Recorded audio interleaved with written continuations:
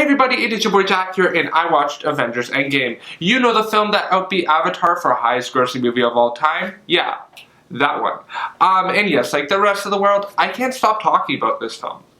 For example, I talked to my coworker, who I sort of consider to be my comic dad, because we always talk about comics and nerdy stuff on Thursdays, henceforth why I call Thursdays at my workplace Nerdy Thursdays. And one thing we talked about consistently enough for me to be like, oh my gosh, I should make a video about this, is Thanos in Avengers Endgame, more specifically the final battle, and whether or not he's too overpowered in the final battle compared to his appearance in Infinity War.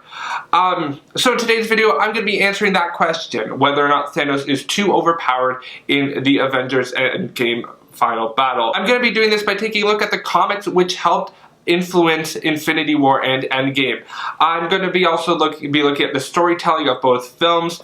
And I'm going to be taking a look at the company who produced it, Disney, and see whether or not their influence would impact the film. Besides that though, let's dive into it. Firstly, let's take a look at the comics. So in the comics, Thanos is a member of the Titan Eternals, which is a species of human that was tested on by Celestials. The Eternals are known to have powers such as increased strength, speed, and stamina, and absorbing and shooting cosmic rays, which practically makes Thanos Superman without the power of flight. And one of the comics that sort of helped influence Infinity War and Endgame was Infinity by Jonathan Hickman, Jerome Pena, and Dustin Weaver. And in issue number 6, Thanos is able to embrace a strike from Thor, wielding Mjolnir, and Captain Marvel when she was binary. All of this, keep in mind, without the gauntlet. Now, when he does wear the gauntlet, Thanos is unstoppable. And we see this in one of Thanos' most memorable appearances in the Infinity Gauntlet by Jim Starlin, George Perez, and Ron Lim. We see Thanos able to defeat the Avengers and the universe's mightiest heroes with just a snap. Keeping this in mind, let's take a look at the movies. So in Infinity War, the writers set up Thanos as a hero figure, and the rest of the characters are sort of villains or even anti-heroes to a certain extent. And in Infinity War, we don't really get to see Thanos' fighting ability. And they write Thanos sort of as a vulnerable character, making him understand the prices for his actions while wearing the gauntlet.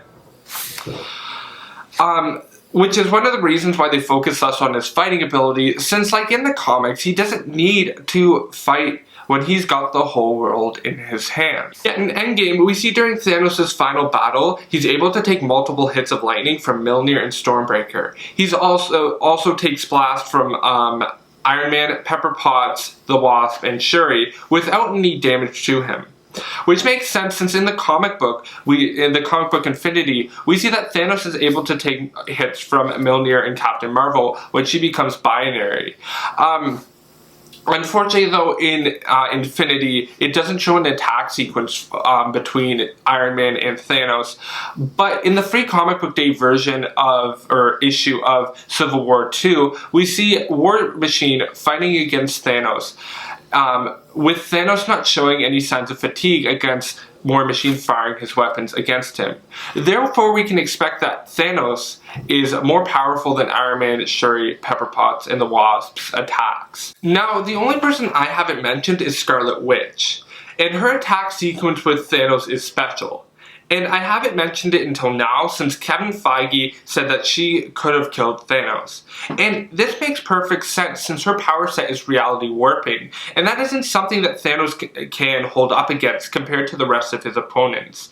Since Thanos is getting attacked by Scarlet Witch, he can't absorb her magic, like he did when Iron Man or Shuri blasted him with their energy blasts. The only other thing that didn't initially match up was the Titan battle sequence in Infinity War, where Iron Man, Spider-Man, and the Guardians of the Galaxy battle against Thanos, managing to cut his face and produce a drop of blood.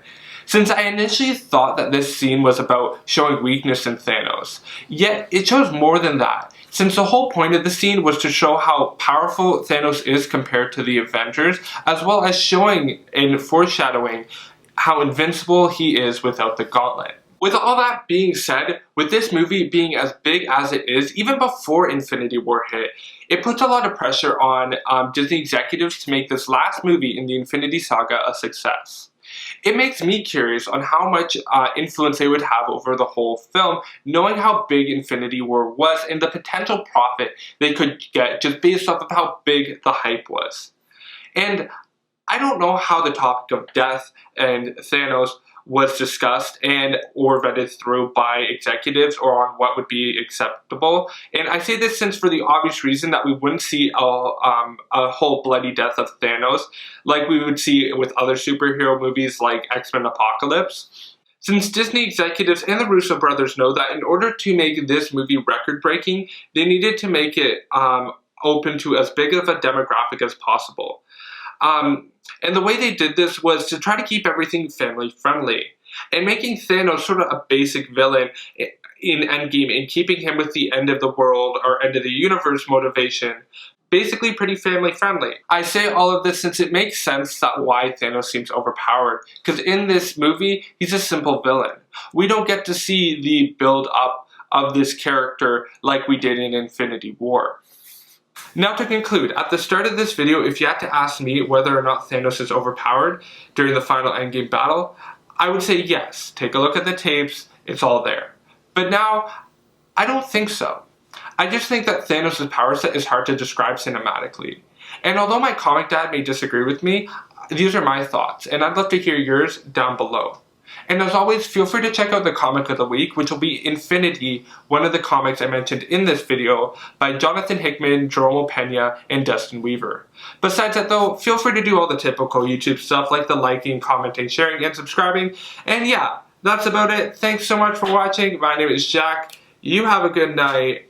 Bye!